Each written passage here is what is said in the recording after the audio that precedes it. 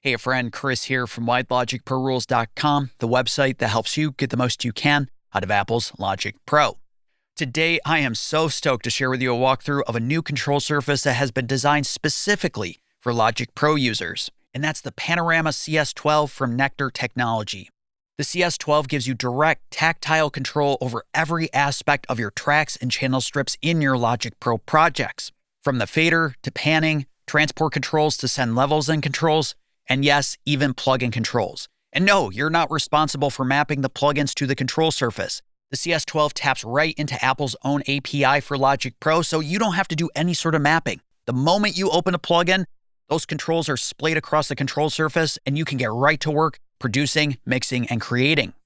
For the too long didn't read crowd, all I have to say is this: it just works. Let's dig right into it. Quick disclaimer, Nektar sent me the CS12 free of charge to check out and review for the channel, but this was after I had emailed them several times after hearing about the unit, because I knew if there was anything out there specifically designed for Logic Pro users, I knew I had to review it for you.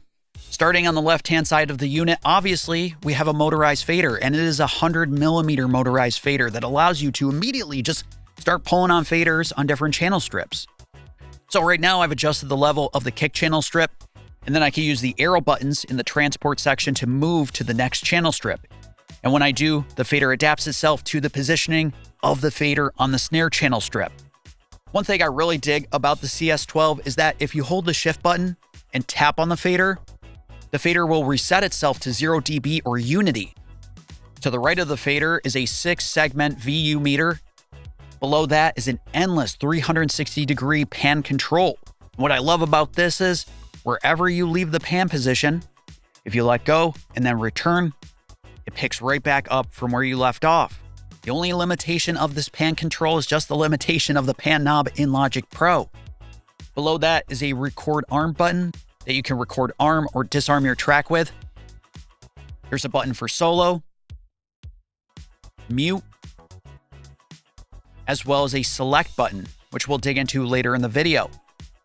To the right of that is the TFT display, which will show you any and all controls that are currently in focus for your track and channel strip, starting with any and all plugins that are currently loaded on that channel strip. For my kick, you can see I have the compressor, the channel EQ, and the Fat Effects plugins. If I press on one of the plugin buttons to the right of the display, this display updates to show you any and all controls available to you currently based on the plugin that you have open, or smart controls, or send effects, or anything else. And the top of the display will tell you the most recent control that you adjusted. For example, if I adjust a plugin control, you see that parameter listed at the top, or when I adjust the fader, you see that listed at the top. Immediately to the right of the display is a zoom control. By turning this knob, you can zoom in or out horizontally, or by holding the shift button, you can zoom in or out vertically. Directly beneath that is a tempo control with which you can adjust the tempo of your project in increments of 1 beat per minute. Or again, if you hold the shift button, you can adjust the tempo in increments of 7 beats per minute. And below that is the data menu control with which you can use to dive into further menus of the unit itself. To the right of that are 9 plugin buttons. The very first top one will either switch between the first 1 through 8 plugins, or you can page through to the next 9 through 16 plugins if you have 9 through 16 plugins on a channel strip. And then the 8 buttons below the top one will be lit up if you have a plugin loaded in that plugin slot on that channel strip. By pressing on one of those illuminated buttons, you can open that plugin that's loaded in that audio effects slot. Those plugin controls will populate the 12 rotary knobs to the right, and you can get right down to plugin controls from the CS12. Depending on how many controls there are for the plugin, all 12 knobs could be lit up. And there are 4 buttons also below the knobs that will light up that can be used for different functions. So in the case of the channel EQ, I can actually turn on or turn off any of the EQ bands using those buttons and then make my adjustments for the EQ. There are also 4 buttons below the display that you can use to page through different sets of controls, and the knobs and buttons on the right-hand side of the controller will update. Also, if you hold shift and press on any plugin button, you can bypass and then re-enable the plugin.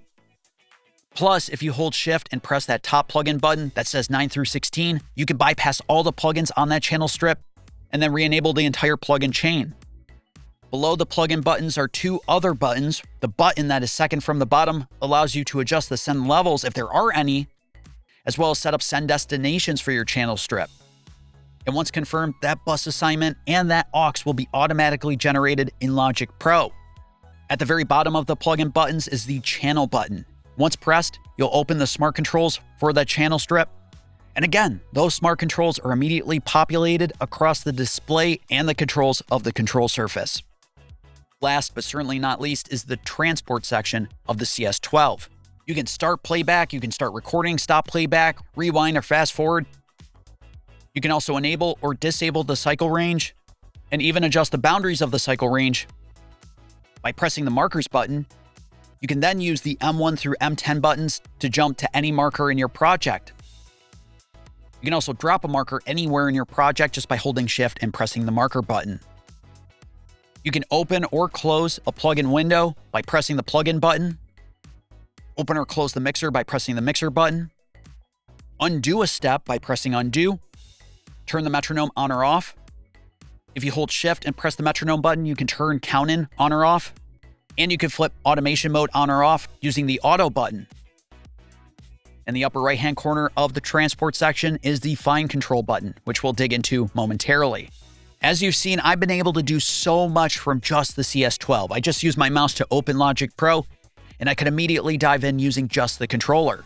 But the CS12 is designed to supplement the mouse and keyboard. It's not intended to replace it, but it adds a tremendous amount of tactile experience with Logic Pro that just simply hasn't existed prior to this unit. For those curious, the Panorama CS12 is a USB device. It's compatible with both USB 2 and 3, and you can connect it using a USB-C port. Before you turn on the unit, though, you definitely want to go to the Nektar website, create a user account, then register the CS12 under your user account, at which point you'll be able to download the necessary software to get going with the CS12. With the unit powered down, connected to your Mac, hold the markers button and the cycle selection button at the same time when you power the device up. This will start the controller in a firmware update mode, at which point you can launch the NK Update application from your user account on Nektar's website. Follow the prompts to update the firmware for the unit. Then you're going to want to install the included Control Core software, as the CS12 relies on Control Core to make the entire integration possible. And also be sure to place the necessary plist settings for the Logic Pro plugins, where Nektar describes in the user guide. So these plist settings will ensure that all Logic Pro plugin parameters are available to you from the CS12. Once you're done, power down the unit, turn it back on, and away you go. There is so much to love about the CS12, and I hope you can gather just by watching this video. Anything you can think of that you want to do, you can pretty much do it. But I want to share with you 5 standout features of the CS12.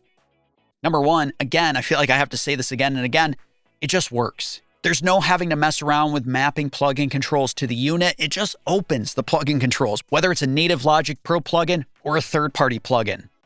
So for example, if I load the Valhalla DSP Supermassive plugin on the Synth Core channel strip, you can see I have immediate access to the mix control, the delay warp, and I can even scroll through the many different modes of Supermassive. But if you're someone who just wants to point at a control and immediately take control of that parameter with the CS12, that's where select mode comes in.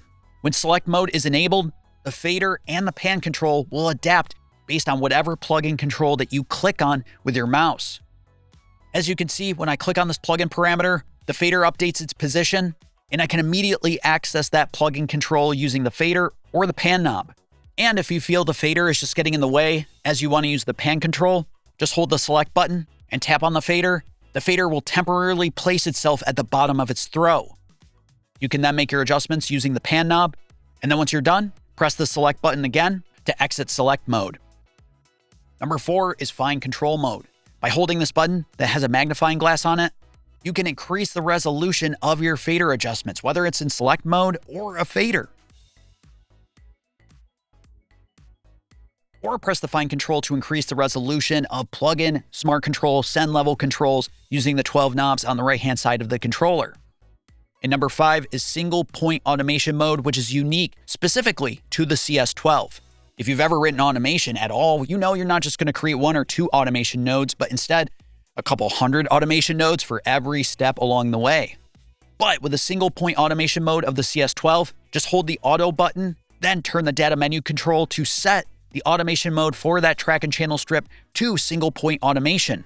Now you just touch the fader to create an automation node, make your adjustment, and when you let go, a second point is created. Just the start and end points of the automation that you laid down. I really hope that you're gathering how freaking excited I am about the CS12 from Nektar Technology, and I really hope that you get the sense that the CS12 is the control surface that many of us have been waiting for tactile control over just about every aspect of Logic Pro. This is staying right here on my desk. I am so stoked about this unit. So I'll include a link in the description below that will take you to Nektar's website so you can learn more all about the Panorama CS12. I hope this video has been helpful for you. If it has, please, as always, subscribe to Why Logic Pro Rules on the website here on the channel, and be sure to check out the description below for more links and tools. Thanks so much, and I'll see you for more next week. Take care.